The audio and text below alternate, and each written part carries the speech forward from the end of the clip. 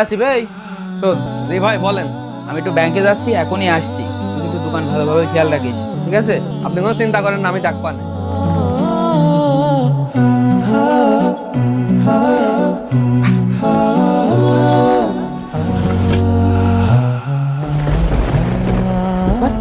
তো টাকা রাখিলাম, টাকা কনে গেল?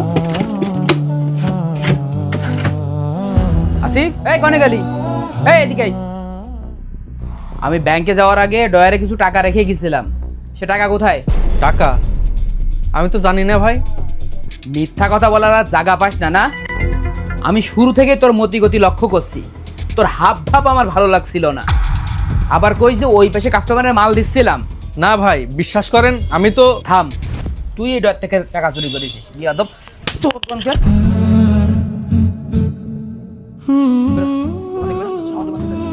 তুই দোকান থেকে এখনই বের হ।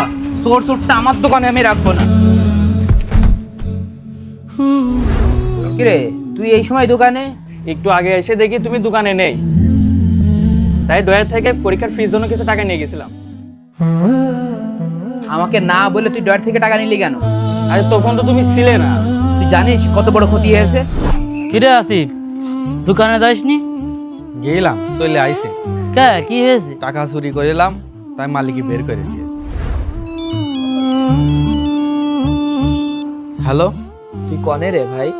আমার না অনেক বড় ভুল হয়ে গেছে। আমি না জেনে না বুঝে তোকে অনেক কিছু বলে ফেলেছি।